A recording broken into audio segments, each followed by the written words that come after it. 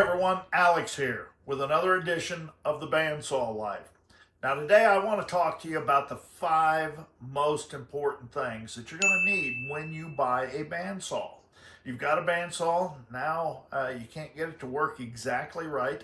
Well, other than the Bandsaw Life, you're going to have to start with some decent guides and set them up properly. Now it depends on what you want to do with the bandsaw. If you just want to be able to resaw, then standard guides will do just fine. Now if you've got guides like this where they're blocks, well, you're going to wear out your blades a little bit quicker because those stationary blocks are rubbing against the side of the blade. The other issue with a standard guide, you'll notice the bearing in the back is rolling against and it's not rolling with the blades. These will work, but you'll have to constantly adjust, and again, you're going to wear out your blades a little bit quicker. The best thing you can do if you're going to resaw is make sure that you have bearing guides on that saw. Number one, they roll with the blade so they don't get that blade hot and create that friction, and so your blades are going to last longer. When you set a bearing guide, you don't have to constantly adjust. With standard blocks, they wear, they move. Bearing guides are absolutely the best. And you'll notice that with a bearing guide, the bearing is rolling with the blade, not against it. See, when you've got a bearing turned sideways and that blade comes around with that tick, tick, tick, the weld, it's flicking the back edge because the bearing is sideways. Whereas with this, the bearing's rolling with it, so it really gives it no resistance and a lot more accurate. Now, if you're going to use smaller blades, 1/4 inch or less, you're going to want to get a stabilizer. Now, a stabilizer is strictly for 1/4 inch or smaller blades. It doesn't use lower guides, and it will allow you to use those smaller blades that most saws tell you can't use. And the reason being, it's only gripping the back edge of the blade. It doesn't have side guides, so you can get much tighter turns, more accurate. Your blades will last longer. It's an absolute must if you're gonna go with smaller blades. Now the second thing that you're gonna have to have, and most saws do come with a fence, you've got to have a decent fence. Something that you can adjust absolutely square to the body of the blade. And by that, I mean the fence should always run perfectly square to the body, which is the thicker part of the blade.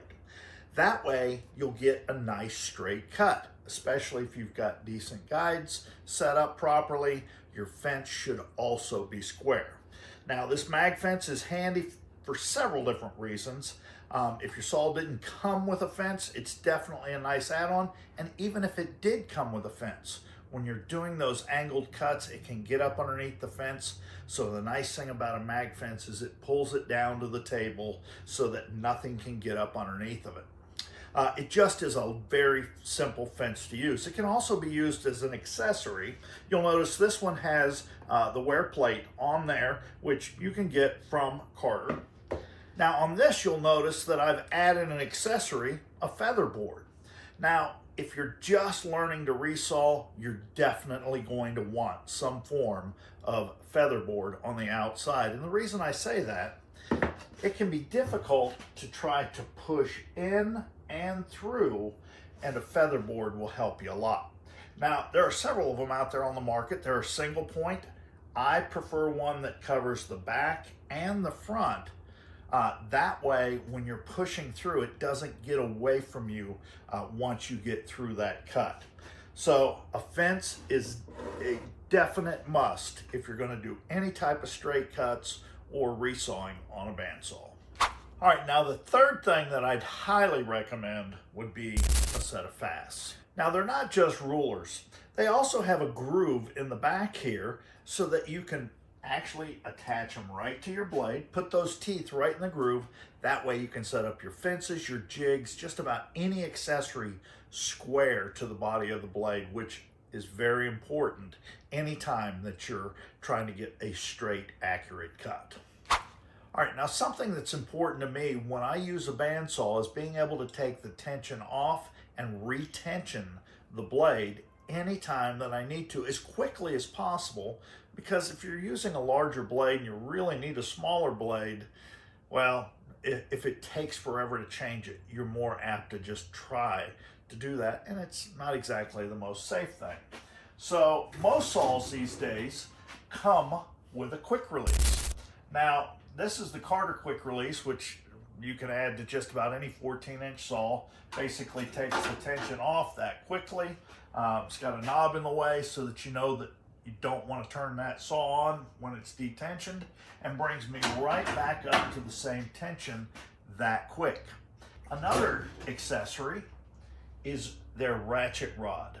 Now, the ratchet rod doesn't use just fine threads. It actually uses Acme threads.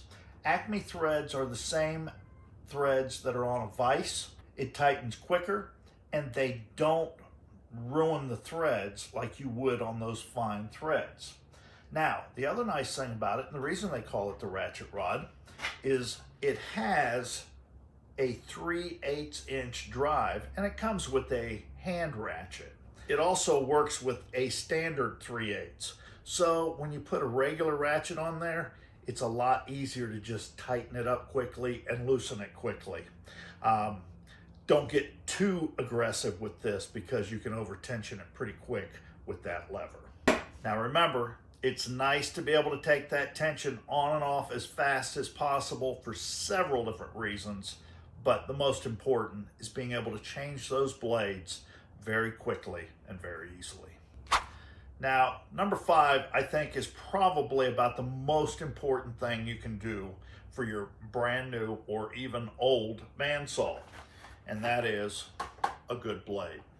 Now, when it comes to blades, they all cut differently, and they have all these different teeth configurations. Most, when you go up in tooth count, are not going to be for wood, but for the most part, 10 and under is probably going to be for wood. The ones that I use probably more than anything are 3 and 4 teeth per inch. When I'm cutting on a bandsaw, I generally am wanting to get through the cut. I want it to cut easily and be able to turn nicely. Now, when you're looking at blades, make sure that you look at the thickness of that blade. See, some are 25 thousandths, which we know are milled. Now, if they have a 32 thousandths thick, those are what we call a greenwood blade. Now, greenwood is just a name. Remember, you can cut green or dry wood with it. But the reason that I want you to look at that thickness, most cheap bandsaw blades are going to be less than 25 thousandths. And if they are, more than likely they're stamped. What we want is a milled blade. That way your teeth are absolutely precise and the set is going to be as accurate as possible. So when it comes to blades, you can't get much better than a Carter. Always look at that thickness. That way it'll tell you whether it's a milled blade or a stamp blade, and a stamp blade is just going to frustrate you. Now, all 5 of those will help you a lot and basically save you a lot of frustrations when it comes to setting up and using your bandsaw.